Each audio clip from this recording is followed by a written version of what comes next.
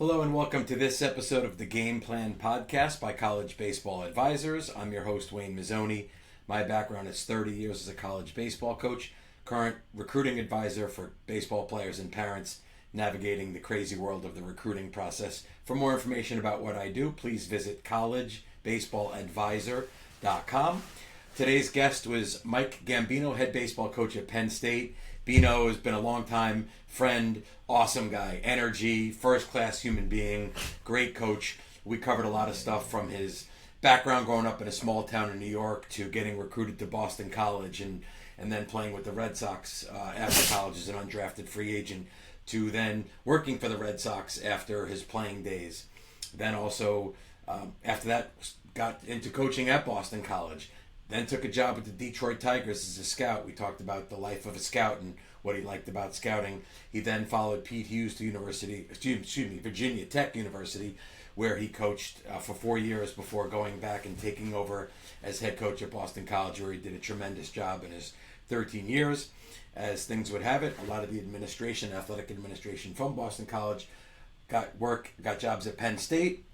And when an opening came in, they brought in Mike to take over and rebuild that program. He loves, you can hear it in his voice, how much he loves State College and how much he finally now understands how insane and intense the alums and everyone in the state is about Penn State. Got me pumped up to go visit the football game and baseball. So it's just a great conversation. I think you'll really enjoy it. I'd like to remind you that this podcast is brought to you by the Mohegan Sun World Baseball Coaches Convention. Takes place every year. It's in its 23rd year. This year is January 15th to 17th, 2026 at the Mohegan Sun Casino. This is an event that's just flat out awesome. If you're anywhere in the Northeast and you want to get your juices flowing for baseball, meet incredible baseball people, hear lectures, network, go see great vendors at a great venue, you do not want to miss this. So the best thing I would advise you to do is go to baseballcoachesclinic.com to see their lineup of speakers, to see the schedule, to see information about past events, the upcoming event this year, and really gives great information about what the event is about. So without further delay, here is my talk with Penn State head coach Mike Gambino.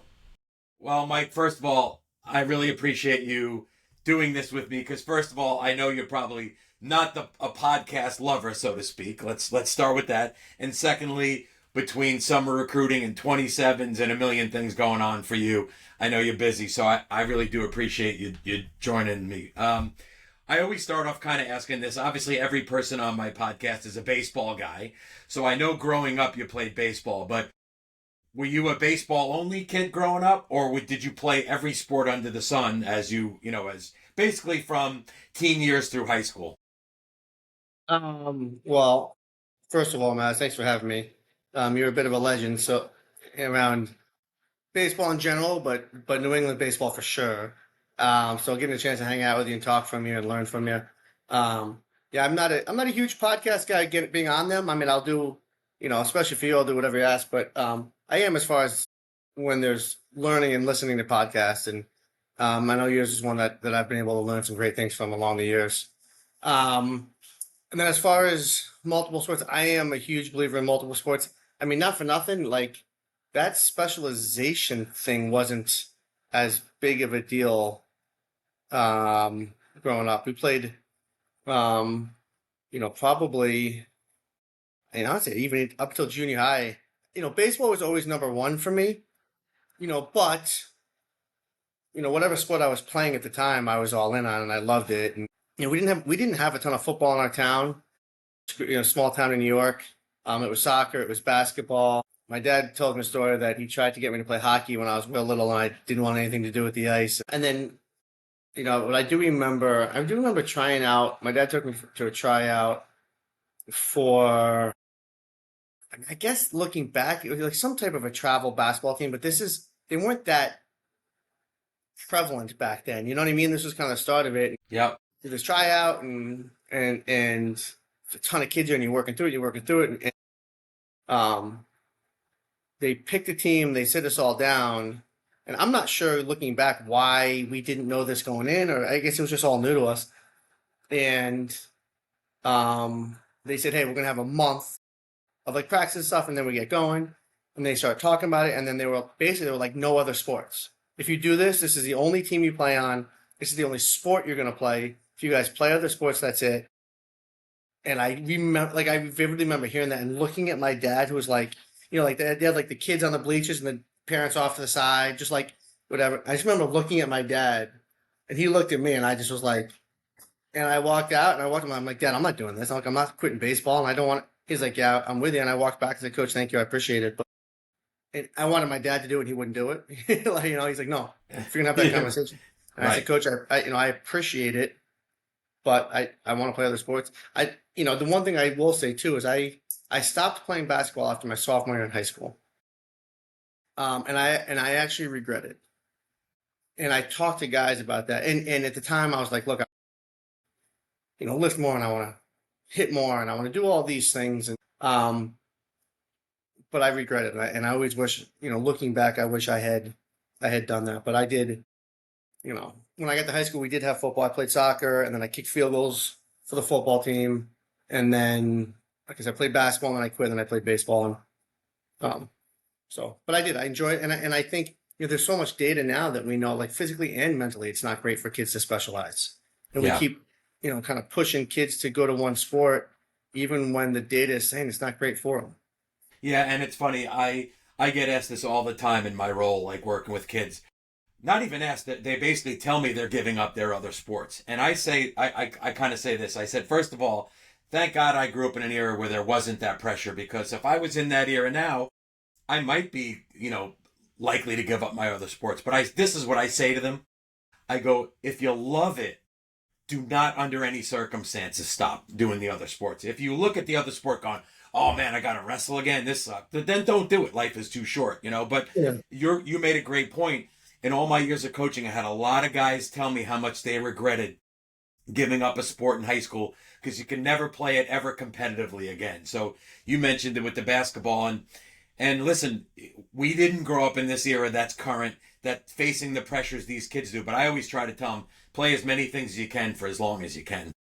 Well, and I think it's good for your body. I think it's good for your overall development, right? And I think it's good no matter what your role is, right? Like, the overall development of your athleticism, of your body, of strength in different ways that you don't hit when you're just working on one sport. I think that's really critical. And I think it's also, being on a team and competing and learning how to win and lose, right? Whether you got to make a putt or make a foul shot, all those things are transferable skills to, making a good swing decision or executing a glove side fastball. It's not the exact same thing, but it's transferable skills. And I think it's also critical, especially for some of our guys. Some of these guys have been the best player on their baseball team their whole life, right? But you go to basketball, and you know what? It's like, now you got to maybe you got to come off the bench, or one of my things that I love, if we have a kid. If we have a kid that plays basketball, he's like, yeah, man, I don't get the ball a ton. My job is to stop the other guy. Like, I'm a defender. I defend and I rebound. Like, I know that kid's mindset is he's fine with saying, whatever I need to do to help the team win, I'm in. So I am all in on multiple sport guys. So back to you through high school and back to baseball. Obviously, I know eventually you go to Boston College. What do you remember about the recruiting process? Was it was a different time? Was there a bunch of schools in on you? What got you to Boston College? I was an undersized infielder from New York. Not tremendously toolsy. Who actually was one of the schools that really recruited me? John Sheff, when he was at Sacred Heart. Sacred Heart was a Division II school back then. That's right. He recruited me a ton. So I was sort of, lightly recruited. Big East Ivy League were like the schools that were recruiting me. And,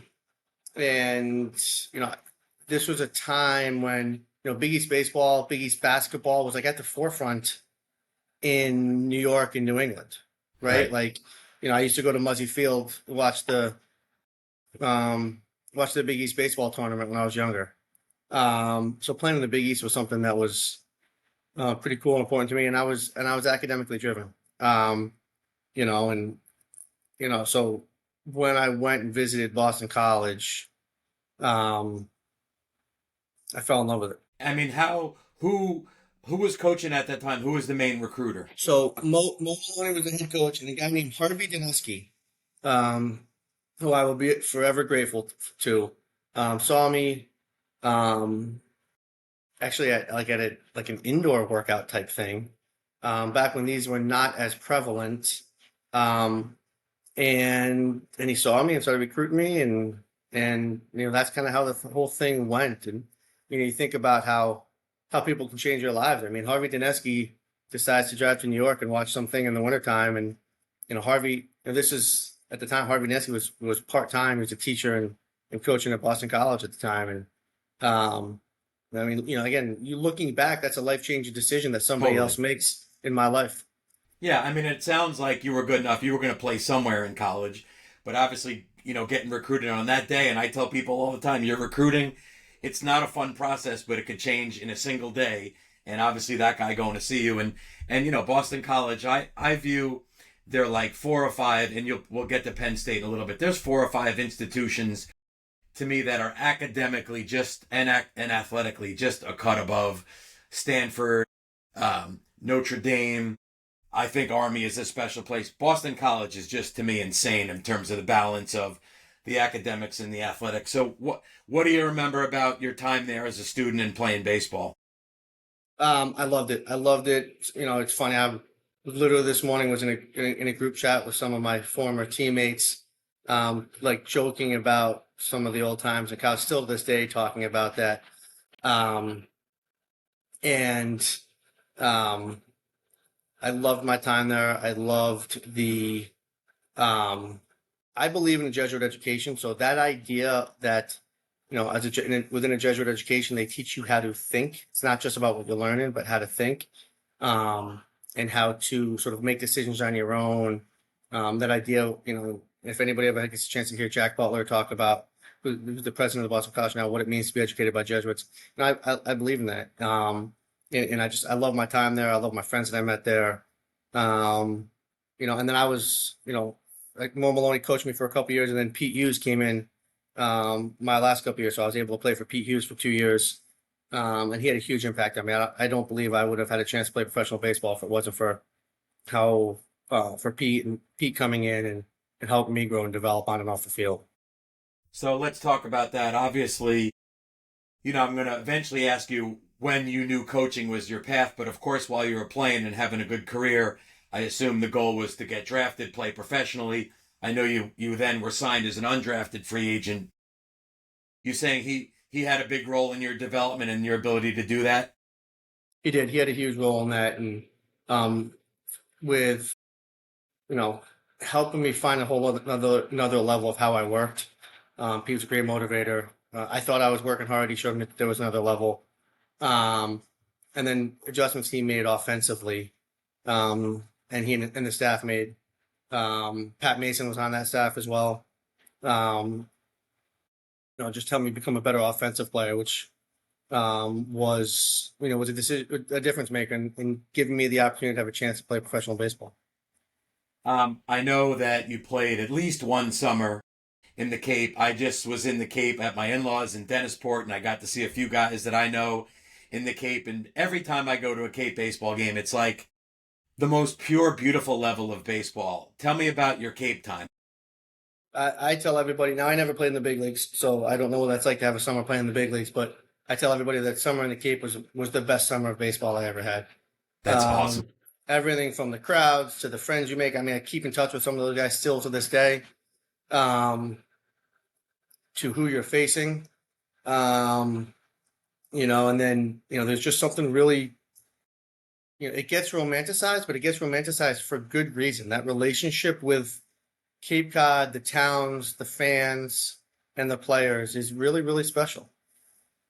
Yeah, it doesn't seem like it's changed, even though in this, it's many years later. It's still, that's what I think people like about it. It's still this pure level of baseball where, you come set up your chair. I brought my dog. The players are accessible after. It's Yes. just a real, it's a really nice environment. So let's go back to then you spent, I believe it ultimately was 2 years with the Red Sox. Am I correct? Was it I more? spent 2 years with 2 years with the Red Sox. I spent 2 years with the Red Sox, and I was tremendously lucky to get that opportunity. You know, when you talk about when did I know I was going to become a coach? One of the things I was the Red Sox hired me after my second year of playing, and one of the things I was able to do was look at some of my reports that the managers sort of wrote on me. They right. So and Mike Bollinger was one of my managers, and Arnie Baylor was one of my managers, and so I went back and looked at them, and they had these really nice reports about like talking to me about a managerial candidate and potential coaching hire, and I'm reading like this is really cool, and then I start looking at it, and I'm like, Arnie, even one of them didn't even put tools, didn't even grade out my tools, and I'm like, oh my god, I was terrible.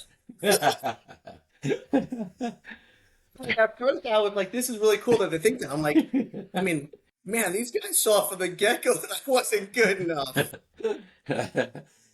That's really funny. So is that I mean I've researched your background and know you well enough, but is that after the playing? Was that first job was with the Red Sox before? Because I know you scouted with the Tigers. Did you work for the Red Sox first?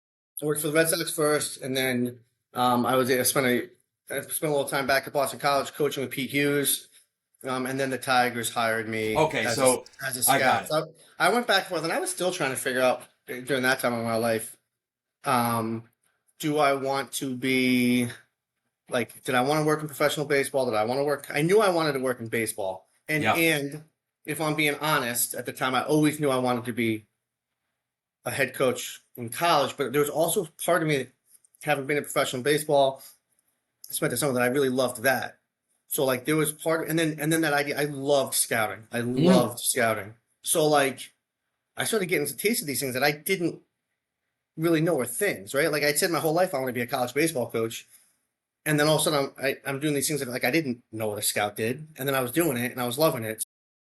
I was sort of, like I said, going back and forth. And honestly, I was working for the Tigers and I'd done the Northeast and they moved me down. I was doing the Deep South. I was covering the Deep South and the Northeast. Dave Dombrowski was the GM and David Chad was the scouting director. I was working for great people. I was having great conversations. And, Pete Hughes called me. Pete Hughes went from Boston College to Virginia Tech at that time. Um, and one of the things that really drove me, the idea, the chance to work with Pete Hughes, Dave Turgeon was going to be on staff. Chance to Unbelievable work with baseball them, guy. unbelievable baseball guy. Unbelievable. I can't even tell you how much I learned from him. Yeah. Um, and we were going at a time at Virginia Tech. It's a great university, and great school, and great program. They were somewhat new to the ACC at the time, so there's a bit of a build there, which was fun and exciting. But honestly, the thing I was 27, 28 and single. I knew this is going to sound like corny and cheesy, but a lot of those moves I made there were for this exact time in my life right now. Like I envisioned a life to be able to work at a place, a great university, a great baseball program, and have raise my kids on the college campus. At the time, like I said, I was single. I was 20, whatever, Right. 20 single. But just like I knew I wanted to live in a place and raise my family around college baseball.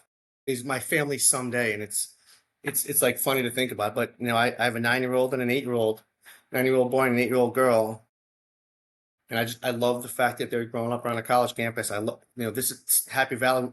I know we're not getting that, but Happy Valley State College is an amazing place to raise a family.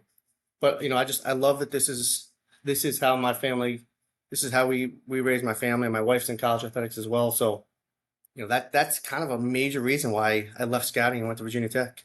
So that's a great point because scouting, I think, is very. Not only is it a hard job, but for you, what I know about you, you're a energetic, personable motivator.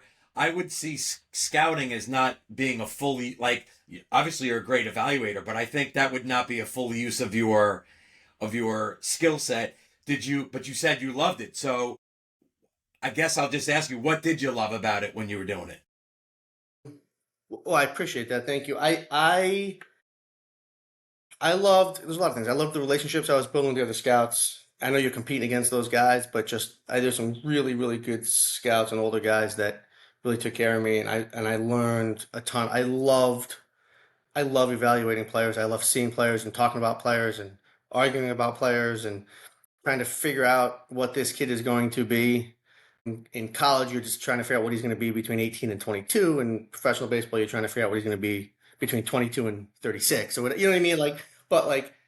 I love that. I love seeing guys. I know this sounds weird, and I hate now being away from my family, but I love traveling and being on the road, and I know some guys, and even still now, like, the day that you have the 5 hour drive to go see a kid, the 5 hour drive home, that people don't hate. Like, I love that. I love being on the road and seeing players and evaluate. And then I love, in our staff now, I love calling the staff and talking about, hey, what do you got? What do you think? This is what I saw. What'd you see? And then in the scouting, and then seeing what it becomes, right? Um, Yeah, uh, I've always felt that dealing with scouts as a college coach, I felt it was really like I could tell you on my teams that I coached who could potentially make it and then who was not. So I know a lot of guys got drafted that I knew just what weren't going to cut it, whether it was skills, whether it was ability to deal with failure, etc. And I knew guys like Troy Scribner was the first guy I ever coached that made it to the big leagues, and he was an undrafted free agent.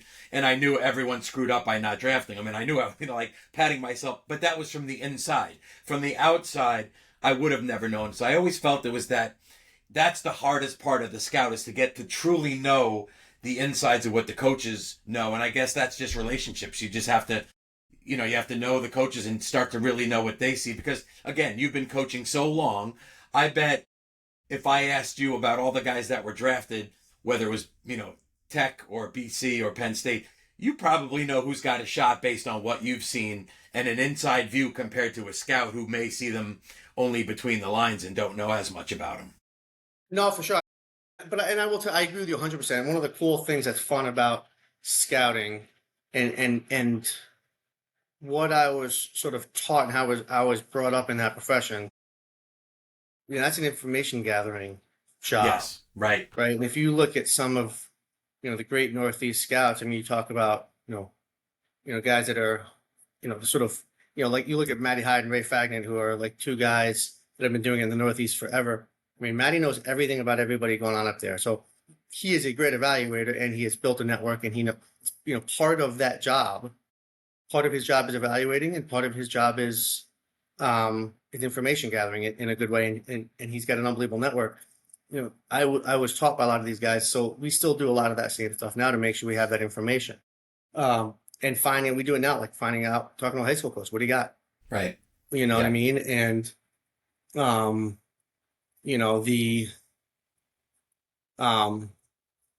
the other part of that I will tell you that I've learned about myself, is sometimes there's a little bit of a too close. I know that I'm not always as good at evaluating our own players. Like if I talk to buddies now who are scouts or scouting directors or GMs, and they'll call me about a guy, going to the draft, I feel more confident, right? Like, to pick a guy in our league, Rock Chalowski's shortstop at UCLA, right? Kid's unbelievable. I love the kid. I feel better about my ability to evaluate him, right? Because I can be less emotional about it. It's fair. Yeah. Then, when I was, my evaluation on Peter Burns, who played for me, who's out playing professional baseball right now. But like I was with Peter every day, and I was I was grinding with him every day, and I loved the kid, but would probably get a touch too emotional in my evaluation, which I understood. So when I would talk to guys, when I tell my guys now, like, hey, if it's about my guy that I'm coaching, just understand that I tend to get a little bit, like, for good or for bad. Right. But as a scout, when you understand that, you take all that information in. Yeah, makes sense. Back to the Virginia Tech time. Where were you there? 4 years? I was there 4 years. And it was with Pete the whole time, correct? I was with Pete the whole time. Yep. And it was really cool, man. It was the first time we were able to go in and kind of like be part of sort of like we took over for a legendary coach there in Chuck Hartman, who retired. And the staff, they had done a great job there, but again, they had just come into the ACC, right? So it was kind of a new. I think they were in the ACC 3 or 4 years before we got there. I'd have to go back and look, but we ended up 12th in the country in 2010. Lost in the regionals, actually to South Carolina, who went on Jackie Bradley hit a home run in like the seventh or the eighth to beat us, and they went on to win a national championship that year. And like seeing that, like, and being part of that, like, building and working through something, was awesome, and I fell in love with it. Did you feel like at that point were you starting to look around for head coaching jobs, or obviously you go to Boston College, the place where you had been an assistant, where you went to school? So was it like you were going to stay at Virginia Tech, and then the BC thing comes up, and you go, "Well, that's my happy place." Like, Yeah, how did that come about? I loved Virginia Tech. I loved working for Pete. I knew I wanted to be a head coach at some point. I've never in my career been a guy that chased jobs. It's just not what I've ever done. I've always just sort of put my head down and go and try to be as good as I can be at whatever it is I'm doing. Um, and then, I got the call. Mick Aoki was at Boston College and he went to Notre Dame. And I got a call about that job, and it was my alma mater, and you know, there's not very many people that get the privilege to be able to coach at their alma mater. And I will tell you this, I tell everybody that there's good and there's bad about coaching at your alma mater, right? And I loved it, it's a combination of coaching. It's your profession, it's your passion, it's like I used to tell people when if we lose a game there, it's like the combination of like a bad day at work plus your favorite team losing plus your kids' team losing. You know what I mean? It's just become like it sometimes gets a little bit too emotional for you. Um, but like, having a chance to and we took over at a time when, there wasn't much at Boston College for facilities and resources, and we knew that we were going to have to build a lot there, and it was something I was passionate about, and I love the program, and I had always sort of said the only way I would leave is if it was something that had a chance to be really, really special, both personally for my family and professionally.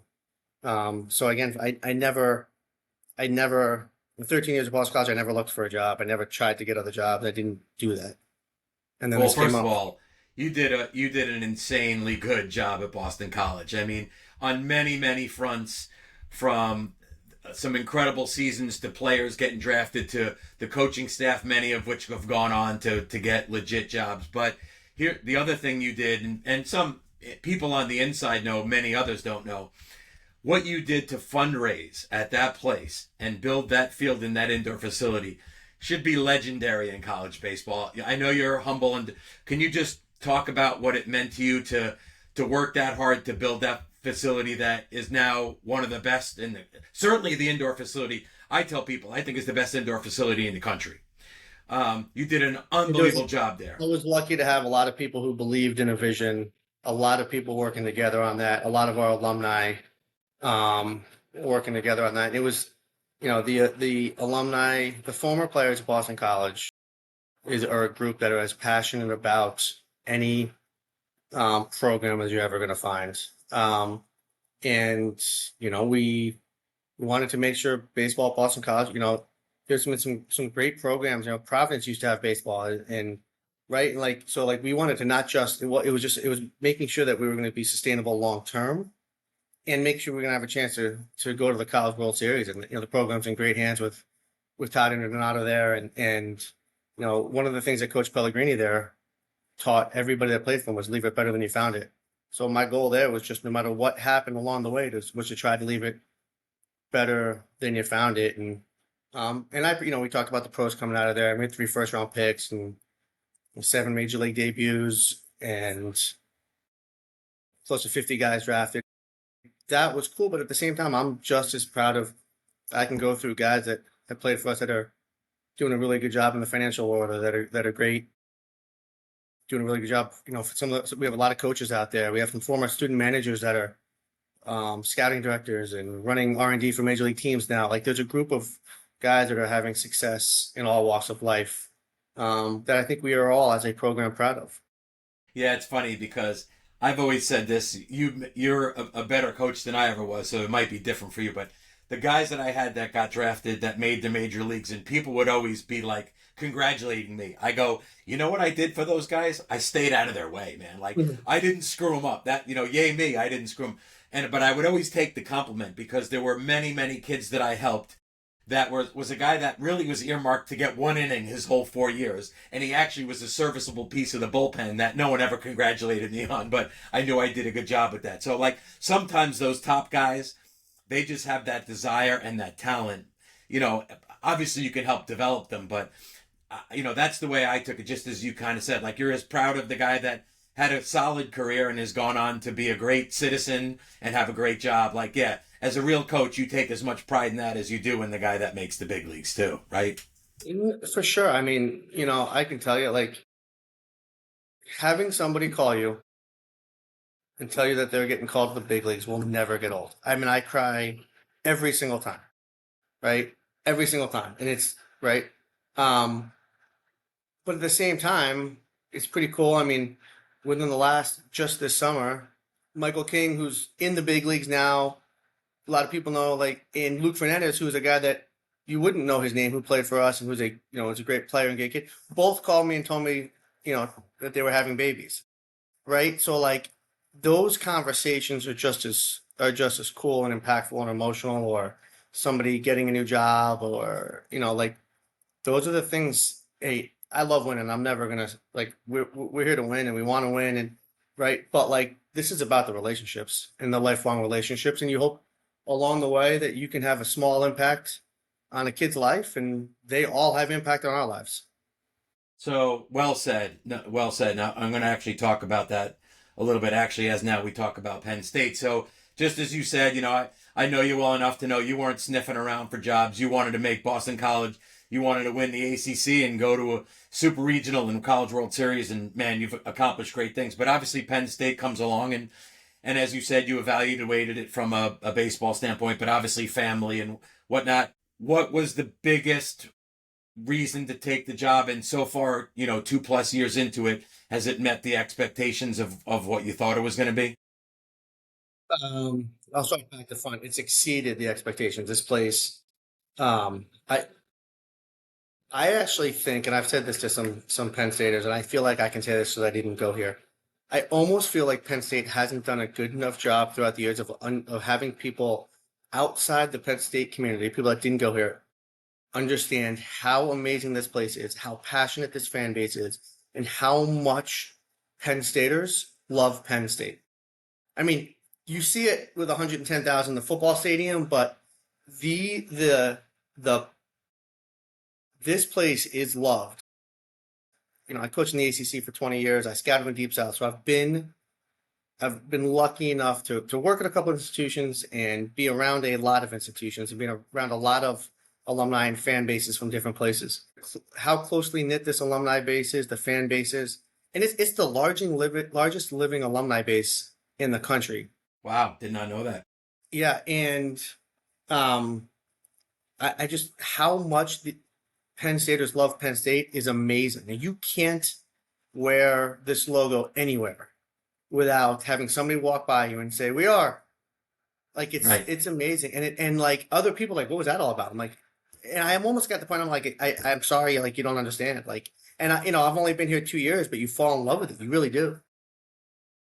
It's way more special than they have publicly explained, if that makes sense. It And when does. you talk to Penn Staters, they also somewhat take pride in that. It's like you know, if you know, you know type of thing, right? So I've been blown away by that side of it. Going back to taking the job, without getting too much into family details, we had some family medical stuff that we weren't certain if we were going to be able to leave Boston for one of our kids, and um, when that summer happened and we first got the call, we were and the AD here at Penn State used to be the AD at Boston College, so I worked for him there. Right. And he brought Vinny James down here with him, who was our deputy. He was the CFO at BC, and Adam Miller he brought down him. So I knew a lot of the athletic department here Right. already. I will tell you, um, Pat Kraft is a superstar athletic director. I knew the impact he made at Boston College for a couple years. I knew the person he is. You talk about one of the reasons you take this job is believing in Pat, right? I fully believe in, I did at the time. I do even more now. I fully believe in Pat and his vision. I also knew Vinny James, he's a Pennsylvania guy, played Division II baseball in Pennsylvania. This program was going to be a bit of a passion project for him. Um, Again, at the time, I don't think I realized how important Penn State, this athletic department, was to the entire state, right? Right. And I didn't fully understand that, but Vinny explained it to me.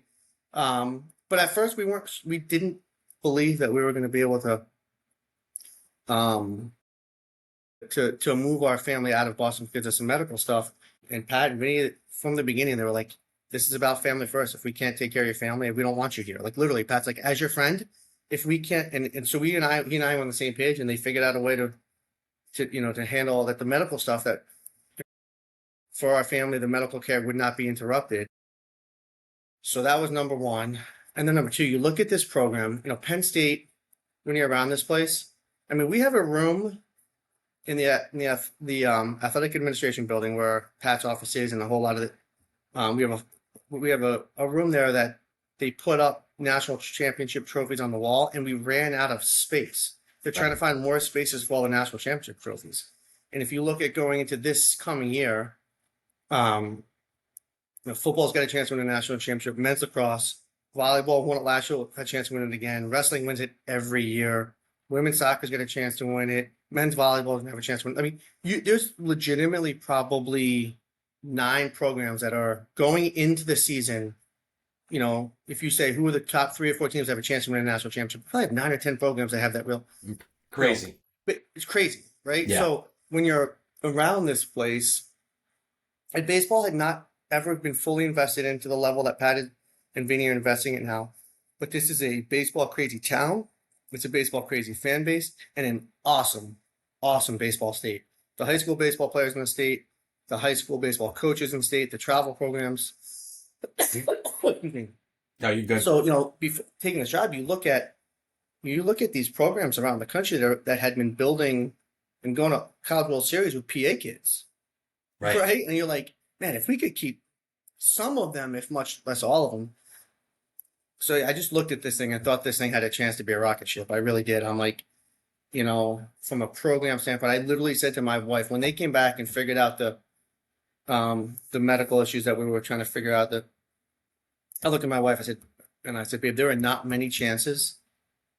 There are not many programs like this anymore that have a chance to be a monster, that you have a chance to go in and build. I mean, it's just there are not many of these left, and a lot of places don't. A lot of kids right now, like if you say Vanderbilt baseball or Virginia baseball or Wake baseball, they don't remember that there was a time when those programs didn't win.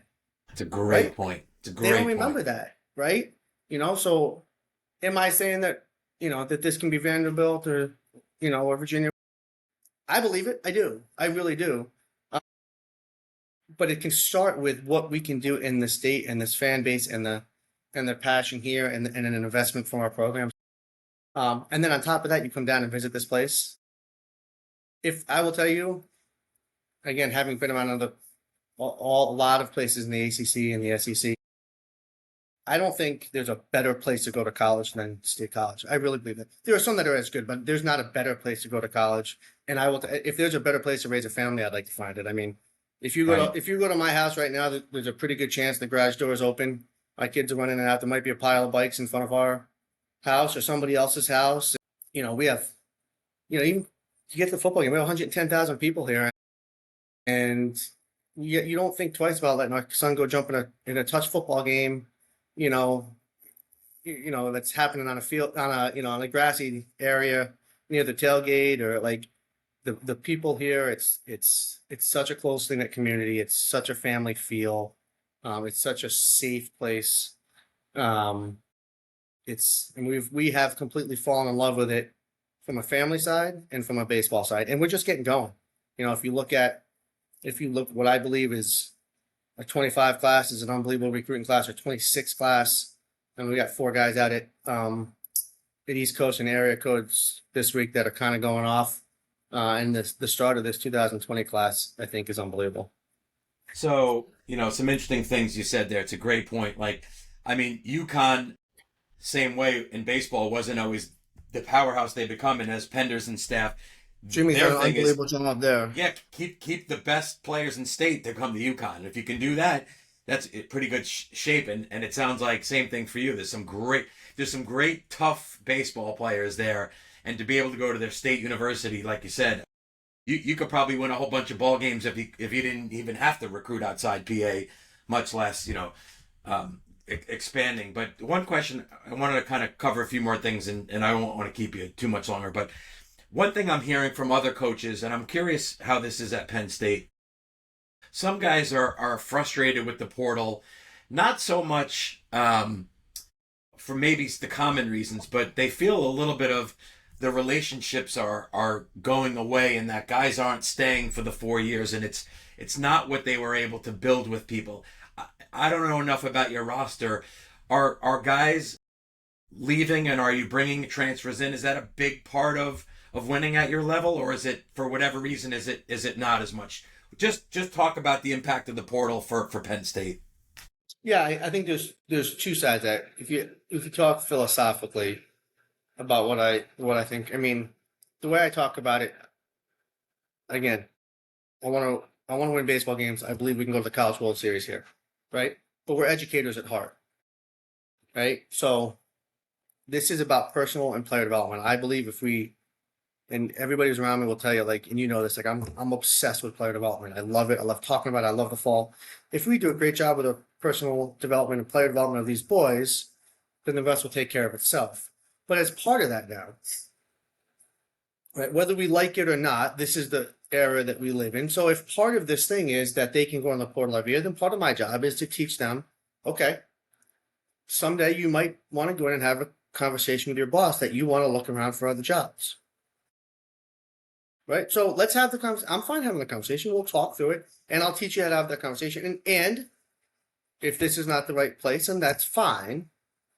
Right? It doesn't have to be so, I don't think it has to be so adversarial. I don't think it has to be so personal, is the way I look at it. Right? And if a kid decides, nobody faults a grown up, excuse me, when if they have a job and they have a chance at another job and they go look for other jobs. Like that's just, it's part of the deal, right?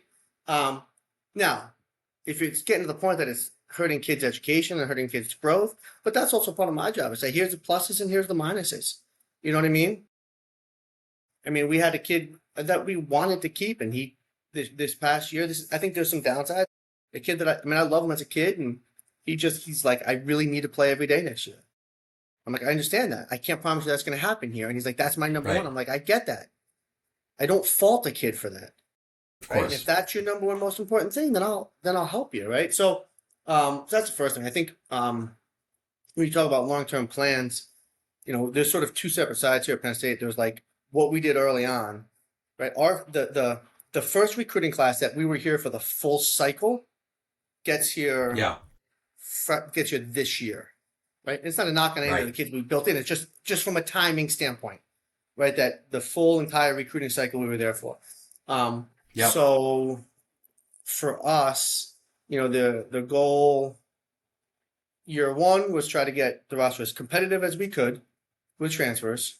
And we needed a lot at that point, even just to play at that, right? Like, so, but we were pretty intentional about impact guys like Bryce Molinaro and Joe Jakonski, like long-term impact guys, and also to really focus on one-year grad guys like JT Moore and Adam Cesari, that we thought could really, really help us and really, really impact us, but also give us the ability over the next couple of years to continue to recruit.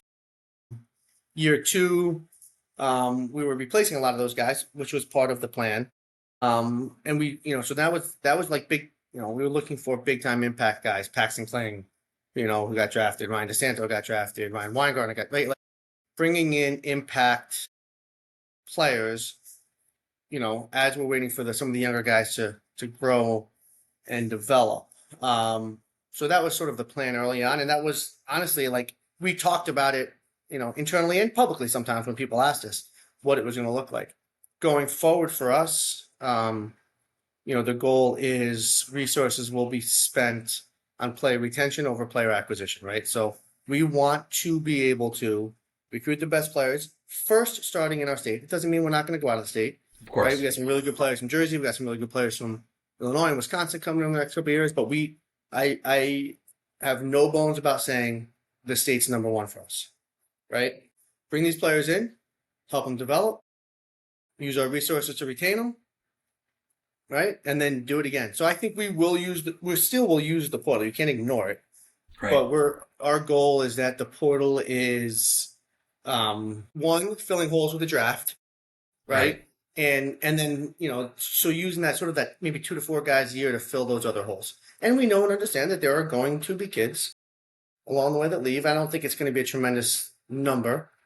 But it's going to happen. And again, I think part of what freaks people out a little bit about this is it's so new. But if you go back when I first started coaching, there was no transfer portal, but you could transfer and play right away.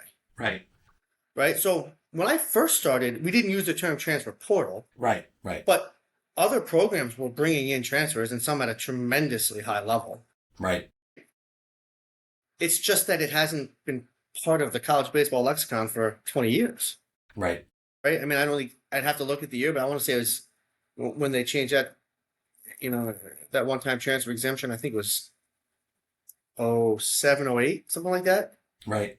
You know Right. what I mean? So like, yes, it sounds crazy now, but we've been here before, right? And in each program we'll handle it a little bit different, and some programs you will look at and they're like, no, we are going transfer portal every year as much as we can. I understand that, and some players won't, and even like you're saying, some coaches get really pissed when guys leave and transfer, and there are some programs that are out there saying, hey, come in, play every day, we'll help you move on. Right. It's right. and each program, each head coach has to decide how to handle it, right? No, that's a great point. You're right. It is. There's no denying it. It's there. So it's how you're gonna manage it for sure. All right. Let's. I mean, I tell everybody like the system's a system, and it's not being decided by us. A lot of it's being decided right now by judges and lawyers, right? So here's your choices. We can try to be elite at it, do a really good job with it. Not forget, like I said, that we're educators at heart, handle our program and our kids and our players and everybody with integrity and honesty, and do the best we can to help develop kids on and off the field. We can do that in this current system, or if we don't like it, I can go work at Target. Right. It's fun. Like I can go get another job. Right. No, exactly. And I love what you said, where basically when you're working someday, you're going to have an issue and you're going to want to go talk to your boss. It's a great way to view it. Like, hey, you're thinking about leaving? Come in, let's talk, man. Because you're right. If there's a kid that wants to leave for whatever reason and you guys are on the same page and you make a call for this kid to the right place, that's all he might need to land his new spot. So might as well do it up front, 100%. I don't fault the kid for that. And again, we as coaches, we get so like mad and aggravated about it, but we all have to make decisions on jobs someday. Sometimes coaches decide to stay where they are, even though they might be able to make money, a little bit more money someplace else, because for a lot of reasons, this is the right fit for them. And that little bit extra money might not be the thing. We've all done that. And some coaches have looked and said, you know what? I have a chance to make more money. I'm going to go there. So to me, and I tell all the boys, like, you want to have a conversation, we come up and talk. It's not adversarial. Well, as we're saying this, and I've had him on the podcast, is, this happened with Brendan Coffey, who played for me at Sacred Heart, and basically, long story with the Tommy John in his 6th year, and he's like, listen, if I'm playing baseball again, after the year I had, which was a tremendous one, he's like, I owe it to myself to go play at the highest level possible. And we're like, we get it. And I started making calls, and he went to you at BC and kind of was one of the in the mix of relievers, and I think by the end became one of the closers, and a super kid too, So, but that's a great example of that. Super kid, superstar on the field. That going through that process with you and him, and then getting a chance to coach that kid. I love that kid. That was, and like you said, that's just, for him it was the right move. It didn't have to be adversarial, and it did, and it worked out awesome for you and for us and for the kid, and that's great. Yeah, and he looks back and he has 2 programs he feels a part of, and he's welcome at both places, and he's got great relationships. But which is cool. Right, no, I think if you see I think if a kid has 4 programs, that's probably too many, right? But like, and some do. It's but it also happens to regular students too. Kids go someplace, they're there for a year, they don't really love it, they go someplace else. Like, I don't want our kids to leave. I'm like, the goal is that the kids come in and they stay for 4 years. Right. Like, I don't want them to leave. But if they do, they can come up and talk, and we'll talk about pros and cons. We don't have a tremendous, I don't believe it's kids leaving is going to be a tremendous thing of the program, and I don't believe transfer portal is going to be a tremendous part as far as numbers. Yeah. But like I said, there'll be about 2 to 4 transfer portal kids a year for filling in for the draft and all that. Yeah, it makes sense. You gotta catch. You don't know if he's gonna go. He gets drafted. You need a catcher. You got to find a catcher somewhere, and you need him for the fall. So there's no other option but the portal, which is great, right? Yeah. We kind of touched on this, and I don't want to take up too much more, so I'm going to give you just a couple more questions. From your scouting days, from your coaching days now at Penn State, is outside of the general thing that all coaches are looking for, is there something recruiting wise, whether that is the portal or whether that is a high school kid, that you and your staff are looking for to maybe make you take a particular kid or offer a kid, outside of the normal things? I mean, obviously the kid's going to have a pretty good build, and he's going to have a pretty nice swing, and he's going to have a pretty good delivery with pretty good velocity. Is there anything else outside of that you look for to make an offer to a kid? Yeah, my number one, I tell the staff all the time, get the makeup right. Get the makeup right. So if we can find like a high character, tough, competitive kid, wants to win, that is attracted to being part of something bigger than themselves, like that's what we're trying. Because, like you said, there's a lot of really good players out there, right? But there's not a lot of kids that are driven to win. I know that sounds weird and crazy, but like winning, you can watch it. There's some that just don't care. And the way I look at it, right, our culture is tremendously important to us. So, and I've already said to you, like I'm completely obsessed with our player development and our player development system and all these boys. That if we can have a staff that's that obsessed with player development, and we can put a group of guys in the clubhouse that care about a closely knit culture, that care about each other, that understand that accountability is a form of love. So whether it's us holding them accountable or them holding each other accountable, that understand that want to work, that want to compete, and want to win and get after it, right? Then when the anthem's over and the game starts, it's like, all right, boys, go get them. Right. You said a couple things you didn't know you were saying. Accountability is a form of love is actually a great parenting and coaching thing. You're right. It's a very good point. It's sometimes easy to turn the eye on something, but actually holding kids accountable is a sign to show that you care. It's a great phrase. I talked to our guys about it in the program, right? Like if it's somebody that you don't know that's walking by that's doing something that's like bad for them, not helpful to them, whatever it is, like you're not going to stop and spend the time and explain to them why what they're doing is not good for their long-term health, growth, development, whatever. Like, no offense to that person, I don't know them, I don't care about them. I'm not going to spend that time on them. But the people that you love and care about, part of that idea of loving and care about them is, hey man, I was actually talking to a kid that we're recruiting right now on the way in. That the kids that we recruit, if they're a freshman, they show up 1 minute late to lift and don't get kicked out, they should be looking at one of the seniors and be like, why didn't you send me home? You know what I mean? Like, no, like hold me accountable, right? And the cool thing about being a head coach is I tell our boys this all the time. They hold me accountable every day. Like they're complete. Like if there's a mistake on a practice plan, right? Like call me out, right? Like, oh, hey, there's a spelling error. Like, yes, hold me accountable. No, that's it's a really great point.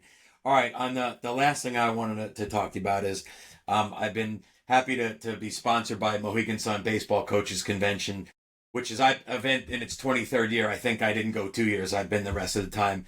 Just as I think conventions are great, especially a local one up there. I know you've been there over the years.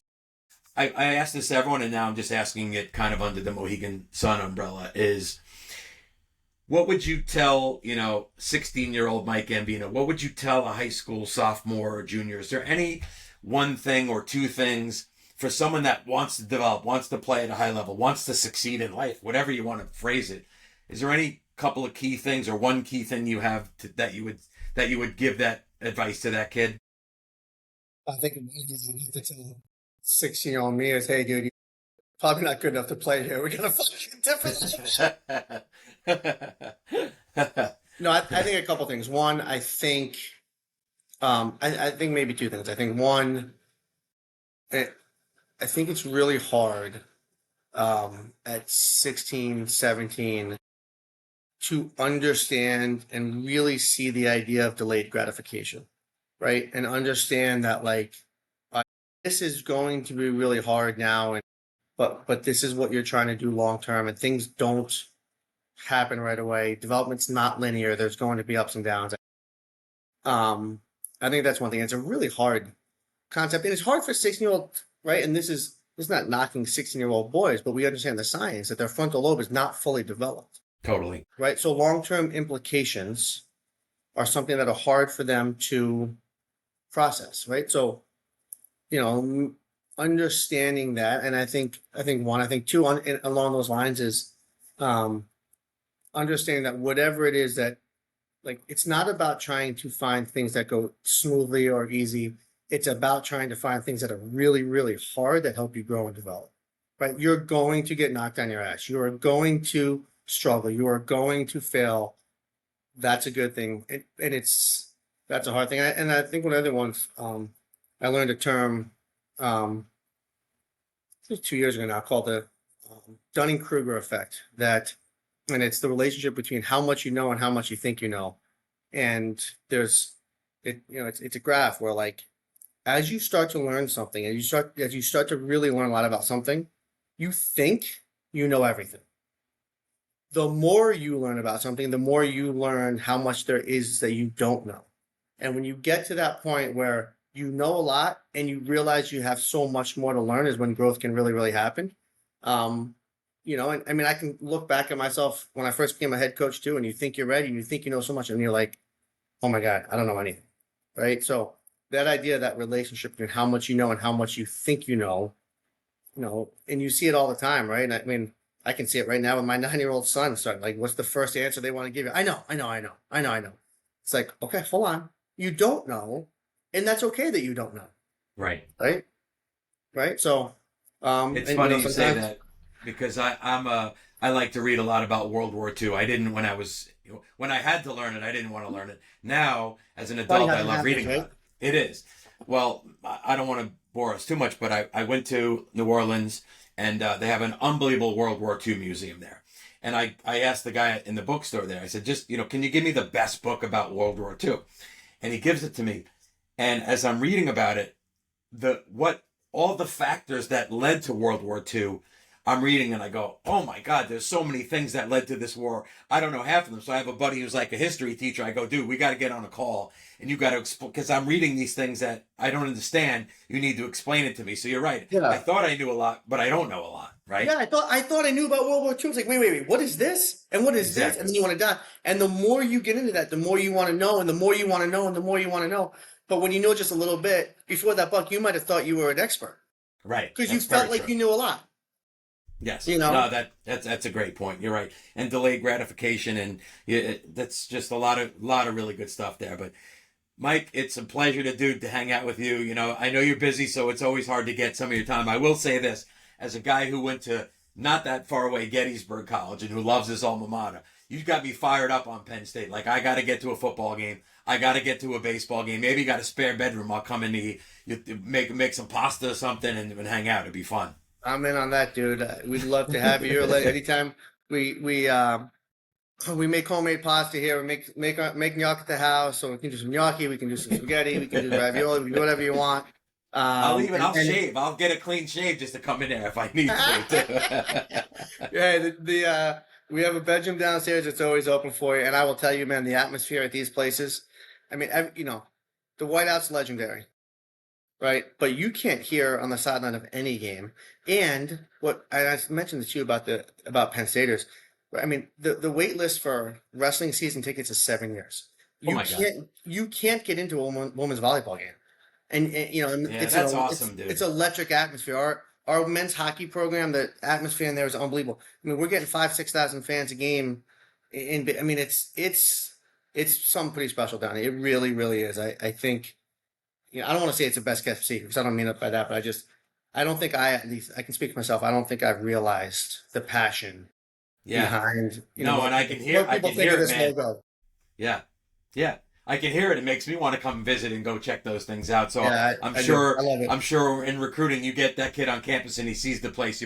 You probably got a pretty good conversion rate if you can get a kid on campus. I would guess that, right? We do. We feel pretty good, and we feel like, especially for a Pennsylvania kid, we feel like we can recruit against anybody. I'm not saying we get everybody. I don't mean it like that, but Right, like right. I worry less about who else they're going to visit. Um, and we just like, hey man, this is who we are, and I worry a lot less about other people. A lot less about other people in recruiting, just in general. I think a lot of times you see other schools that are worried about what everybody else is doing. Right, right, right. I don't really worry about what other people are doing. It's like, here's who we are, here are the things we care about. Let's get the kids that are the right fit. But they're passionate about this place. Like I said, with this logo, that we will be in the mix with anybody, which is fun, which is cool. Yeah, it's awesome. All right, man. Hey, listen, it was awesome catching up with you, and hopefully offline we'll get together and stay in touch like we have been. I love it. Awesome. Thanks, Matt. All right, buddy. Thank you, everyone, so much for listening to this episode of The Game Plan by College Baseball Advisors. I hope you had a great time listening to Coach Gambino from Penn State University. We covered a lot of stuff, and I think hopefully, whether you're a player, parent, coach, you've learned a lot by listening to this podcast. I'd like to remind you, this podcast is made possible by the generous support of the Mohegan Sun World Baseball Coaches Convention in its 23rd year. This year's January 15th to 17th, 2026 at the Mohegan Sun Casino in Uncasville, Connecticut. An unbelievable venue. If you've been there, you know it. If not, you gotta definitely go check the place out. So it's a unique opportunity to meet high school coaches, travel coaches, college coaches, pro players, see an unbelievable lineup of vendors, and really a great environment to network with people. I go to it every year, and it's really just a fantastic event. You can learn more about it from baseballcoachesclinic.com. That is their website. Again, I'm your host, Wayne Mazzoni, and I look forward to seeing you on the next episode of The Game Plan. Thank you.